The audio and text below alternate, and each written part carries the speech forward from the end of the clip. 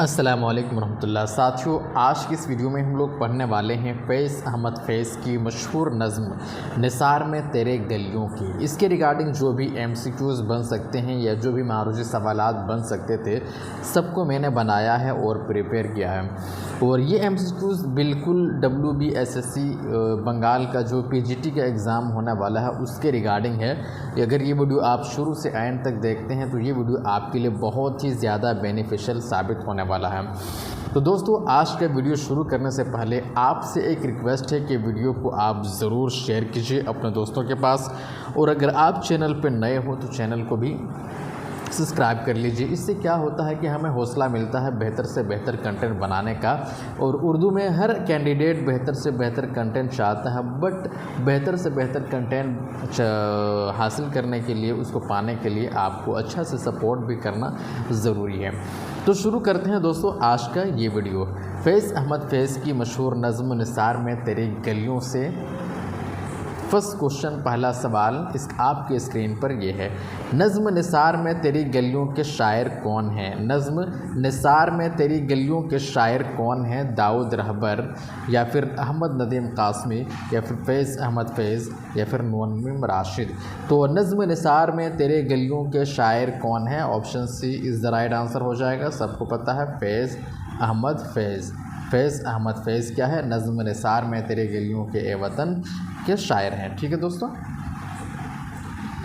Next question है question number 2, नज़्म निसार में तेरी गलियों के का मौजू क्या है? नज़्म निसार में तेरी गलियों के का मौजू क्या है? ये आपको बताना है कि नज़्म निसार में तेरी गलियों के मौजू क्या है।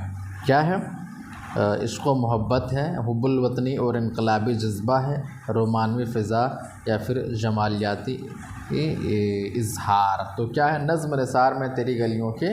इसका जवाब क्या हो जाएगा? ऑप्शन क्वेश्चन नंबर 2 का option B is the right answer, हुब्बुल वतनी और इनकलाबी जज्बा। हुब्बुल वतनी और इनकलाबी जज्बा क्या हो जाएगा? ये राइट आंसर है। ठीक है।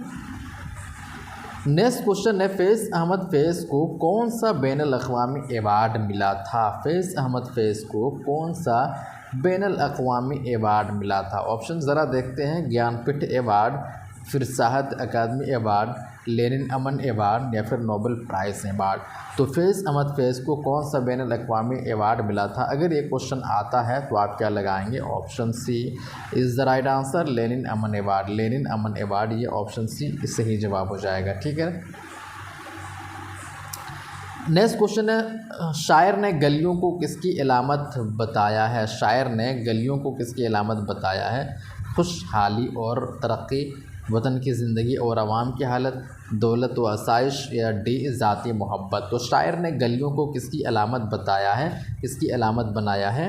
शायर ने गलियों को किसकी अलामत बनाया है? Option B is the right answer हो जाएगा, वतन की ज़िंदगी और आवाम की हालत।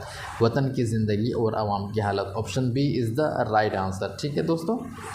नेक्स्ट क्वेश्चन है, इस नज़्म में सर उठाना किस चीज़ की अलामत है? इस नज़्म में सर उठाना किस चीज़ की अलामत है? गुरूर की अलामत है, आज़ादी और ख़ुददारी की अलामत है, या फिर सी अनापरस्ती की अलामत है, या फिर डी खुशी की अलामत है? तो क्वेश्चन 5 का आंसर आपका हो जाएगा option B is the right answer हो जाएगा, आज़ादी और ख़ुददारी। इस नज़्म में सर उठाना किस चीज़ की अलामत है?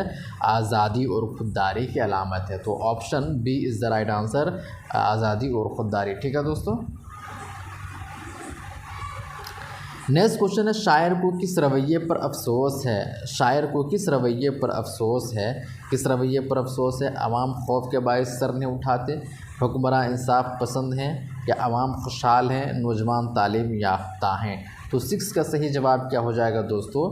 कि आवाम के बायस सर नहीं उठाते, आवाम खौफ के बायस सर नहीं उठाते, आवाम खौफ के बायस सर नहीं उठाते। शायर को किस रवैये पर अफसोस होता है? कि आवाम खौफ के बायस, हुकूमत के खौफ और डर की वजह से क्या करते हैं? वो सर नहीं उठाते हैं। तो सही जवाब क्या हो जाएगा? Option A is the right answer, option A सही हो जाएगा। ठीक है। नेक्स्ट क्वेश्चन है दोस्तों, इस नज़्म में आज़ाद का लफ्ज़ किन के लिए इस्तेमाल हुआ है? इस लफ्ज़ में आज़ाद का लफ्ज़ किन के लिए इस्तेमाल हुआ है? आवाम के लिए, या फिर तलबा के लिए, सी हुक्मरान तबक़ा के लिए, या फिर डी मज़दूर तबक़ा के लिए? तो नज़्म में आज़ाद का लफ्ज़ किन के लिए इस्तेमाल हुआ है? हुक्मरान तबक़ा के लिए, हुक्मरान तबका के लिए। ठीक है दोस्तों, हुक्मरान तबका के लिए आज़ाद का लफ्ज़ इस्तेमाल हुआ है। नेक्स्ट क्वेश्चन है, फैज़ की शायरी का ख़ासा क्या है? फैज़ की शायरी का ख़ासा क्या है? सिर्फ़ रोमानवी अंदाज़, सिर्फ़ नातिया रुझान, गम जाना और गम दौरा का इम्तिज़ाज, सिर्फ़ सियासी नारे। तो फैज़ की शायरी का ख़ासा क्या? Option C is the right answer, गम जाना और गम दौरा का इम्तिज़ाज। ठीक है, अगला सवाल है, ये नज़्म किस दौर के हालात की अक्कासी करता है? ये कासी करती है, ये जो नज़्म है ये नज़्म किस दौर के हालात की कासी करती है? बर्र सग़ीर की तकसीम से कबल, या बी क़याम पाकिस्तान के बाद के हालात, से मुग़लिया दौर, डी बरतानवी राज की जंगें। तो क्वेश्चन नंबर 9 है, ये नज़्म किस दौर के हालात की अक्कासी करती है? तो 9 का option B is the right answer हो जाएगा, क़याम पाकिस्तान के बाद के हालात, क़याम पाकिस्तान के बाद के हालात, option B is the right answer. ठीक है दोस्तों, नेक्स्ट क्वेश्चन है क्वेश्चन नंबर 10, नज़्म का मरकज़ी पैगाम क्या है? नज़्म का मरकज़ी पैगाम क्या? सिर्फ़ इश्क़ व मोहब्बत का दर्स, जुल्म सहने की तलक़ीन, या फिर वतन की आज़ादी और जुल्म के ख़िलाफ़ मुज़ाहमत, या सिर्फ या मज़हबी अक़ायद की तबलीग, या क्या मज़हबी अक़ायद की तबलीग। तो क्वेश्चन नंबर 10 का सही जवाब क्या हो जाएगा? क्वेश्चन नंबर 10 का सही हो जाएगा option C is the right answer, वतन की आज़ादी और जुल्म के ख़िलाफ़ मुज़ाहमत। वतन की आज़ादी और जुल्म के ख़िलाफ़ क्या हो जाएगा?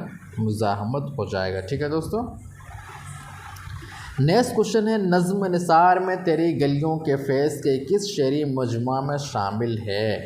नज़्म निसार में तेरी गलियों के फैज़ के किस शेरी मजमुआ में शामिल है? इस तरह का क्वेश्चन पूछा ही जाता है। दस्ते सबा, नक्श फरियादी, जिंदा नामा, या फिर दस्तह संग। तो ऑप्शन 11 का सही जवाब क्या हो जाएगा? सवाल नंबर 11 का ऑप्शन ए सही हो जाएगा, option A is the right answer हो जाएगा, दस्ते सबा। ठीक है दोस्तों, दस्ते सबा। नेक्स्ट क्वेश्चन है 12, निसार में तेरी गलियों में किस हैयत की नज़्म है? निसार में तेरी गलियों में, निसार में तेरी गलियों के, निसार में तेरी गलियों के, निसार में तेरी गलियों के किस हैयत की नज़्म है? मसनवी है, या गज़ल है, या फिर आज़ाद नज़्म है, या मुसद्दस है? तो निसार में तेरी गलियों के किस हैयत की नज़्म है? आज़ाद नज़्म। तो option C is the right answer. ठीक है दोस्तों, नेक्स्ट क्वेश्चन है, इस नज़्म का मरकज़ी मौजू क्या है? इस नज़्म का मरकज़ी मौजू क्या है? इश्क़ व मोहब्बत है, या फिर हुब्बुल वतनी और जुल्म के ख़िलाफ़ एहतजाज है, या फिर जमालियत इज़हार है, या फिर तसव्वुफ़ है? तो इस नज़्म का मरकज़ी मौजू क्या है? Option B is the right answer हो जाएगा, हुब्बुल वतनी और जुल्म के ख़िलाफ़ एहतजाज। हुब्बुल वतनी और जुल्म के ख़िलाफ़ एहतजाज क्या हो जाएगा? सही जवाब हो जाएगा। इस नज़्म का मरकज़ी मौजू क्या है? हुब्बुल वतनी और जुल्म के ख़िलाफ़ एहतजाज। ठीक है दोस्तों, नेक्स्ट क्वेश्चन है, ये नज़्म किस तारीख़ी पस मंज़र में कही गई है? मुग़लिया दौर, या क़याम पाकिस्तान के बाद के हालात, या फिर बरतानवी राज से पहले, या फिर तक़सीम बंगाल के वक्त?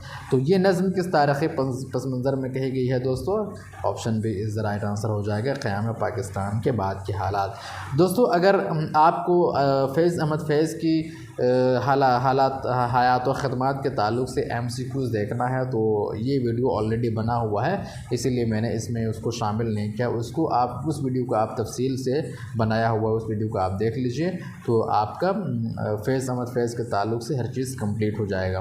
दोस्तों, अगर ये वीडियो आपको इन्फॉर्मेटिव लगा हो तो प्लीज़ वीडियो को लाइक कीजिए, चैनल को ज़रूर सब्सक्राइब कीजिए और हमें सपोर्ट कीजिए। ठीक है दोस्तों, शुक्रिया।